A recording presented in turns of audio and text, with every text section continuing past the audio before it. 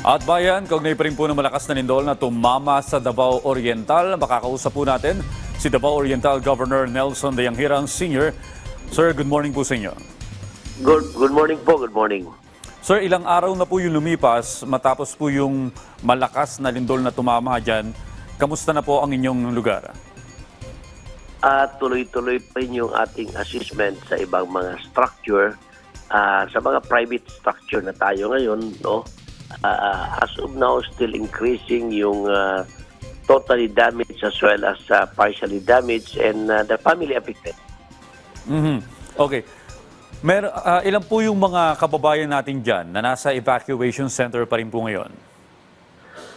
As of now po, dahil sa panay-panay pa rin ng aftershock, no? Marami-rami pa rin pong mga evacuees na ayaw umuwi sa kanilang mga bahay dahil natiling takot.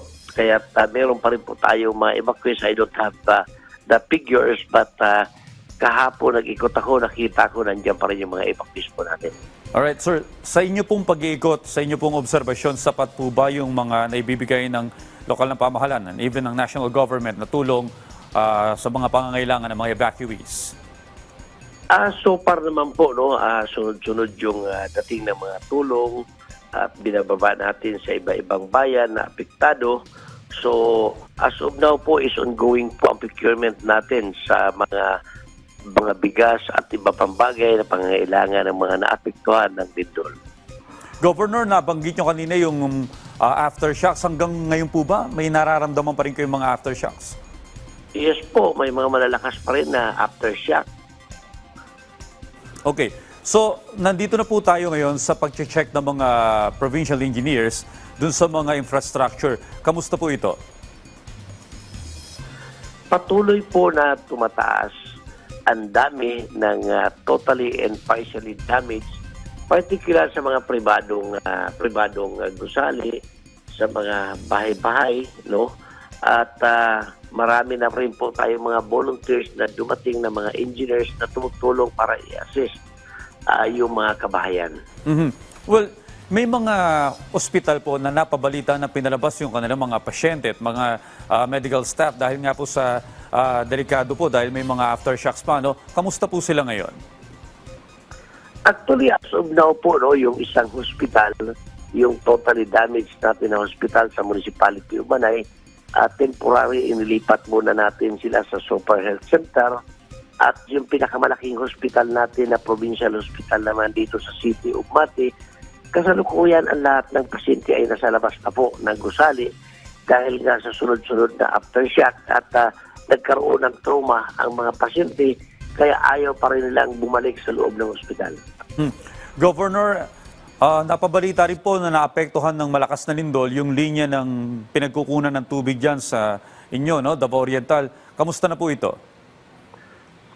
Sa Municipality of Manay lang po kung saan ang epicenter, hanggang po ngayon is wala pa rin magandang supply ng tubig dahil sa napakalaking damage sa mga pipelines. So kahapon lamang nagkaroon tayo ng pagpupulong sa mga iba-ibang engineer upang pagtulungan ayusin yung nasirang water system. Well, nagtungo po ang ating Pangulong Ferdinand R. Marcos Jr. para makita yung pangangailangan ng ating mga kababayan dyan sa inyong lugar. No? Pero ano po yung mga pangunahing pangangailangan na pwedeng ibigay po sa inyong probinsya sa ngayon? Okay, ang una pong pangangailangan still ang yung mga pagkain, construction materials po para dahan-dahan makapagkumpuni yung mga nasirang mga kabayan.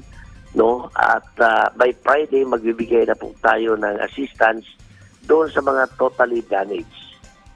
Alright, Governor, sakaling may mga non-government organization o mga pribadong sektor na gusto magbahagi ng tulong po sa inyo, kanino po makikipag-ugnayan? Bukas po ang ating Incident Command Post 24 hours dito sa Kapitolyo ng ating probinsya at meron rin po tayo mga iba-ibang Incident Command Post sa iba-ibang munisipyo and city po. Well, Governor, dalangin po namin ang mabilis na pagbangon ng Davao Oriental. Maraming salamat po sa pakipag-usap sa amin, Governor Dayanghirang.